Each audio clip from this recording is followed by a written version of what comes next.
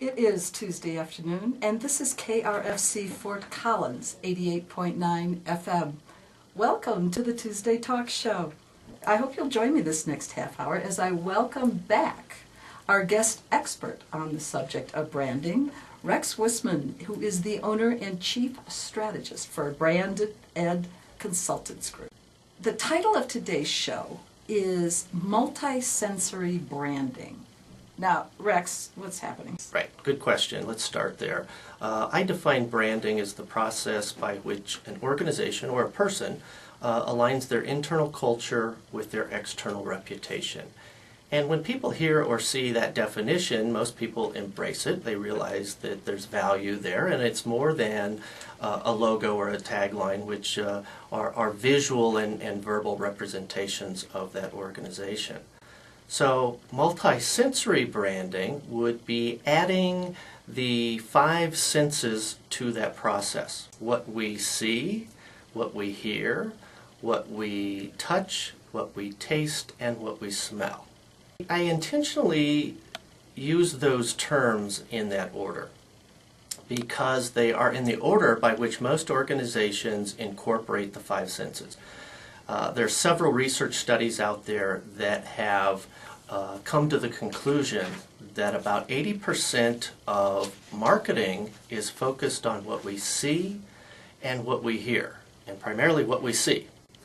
And what is more memorable is what we smell, what we taste, and what we touch.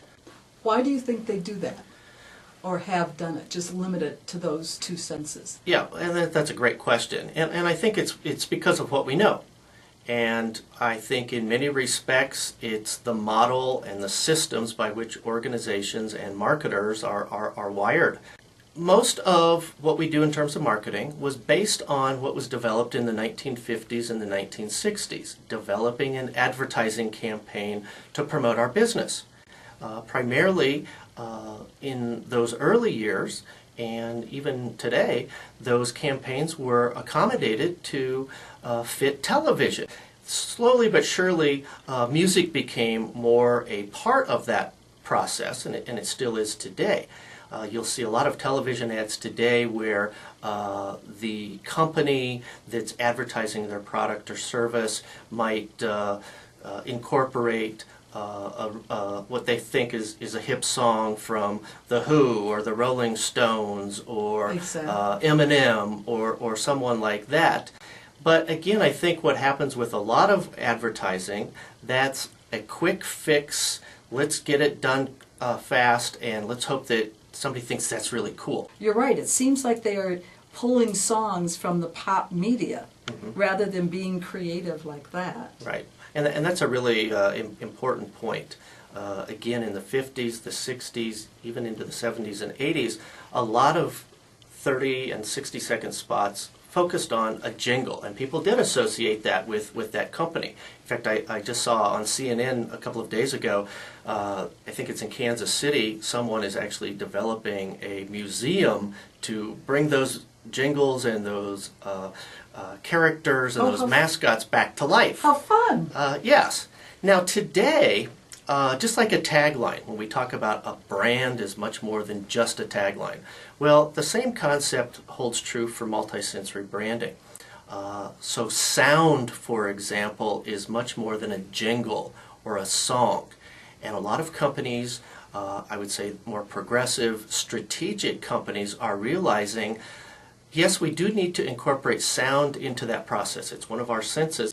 But today, again, it's becoming much more strategic than even that, drilling down a lot deeper and thinking about our brand as our name and the associations that people make with the name, not so much the associations that they might think about our products or our services. So let me give you an example. And I'm not very good at mimicking sound, but there's a sound that goes something like this. Boom, boom, boom, boom. And that's the Intel sound. Every time you see or hear that brand, those associations are connected. So that was a sound that was developed unique to that brand, so that when you see the word Intel, that sound comes to life. Okay, so we have the sight and we have the sonic side of the Yep. brand. Let's get in one of the other senses. I mentioned that I flew Southwest last week, and I went to California, and the hotel that I stayed in, or stayed at, was a Westin. And they are really strategic with multi-sensory branding. And ironically, I had just met with a gentleman from Ascent Branding Company who works in the hospitality industry, and I told him that I was going to be staying in a Westin. He said, "Well, you're going to experience this." And it was really interesting because I picked up a bit of a scent when I walked into the lobby, but that scent increased as I went through my experience from checking in to getting on the elevator to getting off the elevator on my floor. And I picked up the Westin scent. And then that first night that I was there, when I was in bed, you could smell the linens from the pillowcases, the sheets, that it was a very consistent scent. Exactly. And it was really interesting because it felt like it was in alignment with the design of the Westin. And I hadn't stayed in a Westin for a long time. A very professional, a very design-focused experience. The elements were very contemporary, and that scent felt that it was in conjunction with what I was seeing. As I checked into my hotel, I got to my room. I had some time before my meeting, so I thought, I'm going to freshen up a little bit.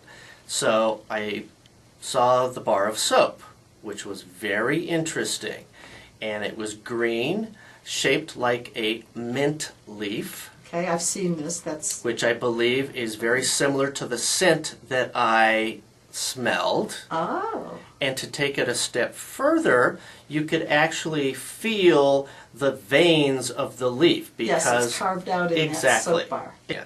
A little off the subject, but Yes. still on. What if they use a scent and you don't like it? If it's not coming from the development based on a brand strategy, and I know in one of our earlier shows we talked about Yes. a brand platform, a short baseline summary to capture the essence of your organization so that you can be effective in how you communicate, how you develop your organization, and going back to that alignment of culture and reputation. Well, most organizations haven't developed that yet. So then it just becomes a campaign or an element that, again, they might think is cool or hip or trendy. So somebody may develop something based on one of those senses, but there's no context to it. There's nothing that's driving it, and so then it doesn't become sustainable. We do a lot of work with my organization in education, particularly in higher education. So, for example, I've worked with admissions offices in terms of the campus tour. Thinking about, let's make sure that we're giving a sensory experience here. We're not just walking around pointing out buildings. We're planting flowers in the flower beds that have a scent, and that scent is representative of our brand. We're providing some kind of a food item. Maybe on a hot day like today when it's 95 degrees, we're giving our prospective families the opportunity to choose an ice cream that represents our brand so that every time they have a similar experience in the future, they're going to remember that experience at the University of or XYZ College. So it's a case where each one of those touch points, those senses, are so important. And for an example like a campus tour, most schools have really strong students pointing out buildings. Maybe they'll take someone into that building, but it's important to think about what's behind that building, and then on that tour, what are some ways that we can hit all 5 of those senses so people remember our school and our tour.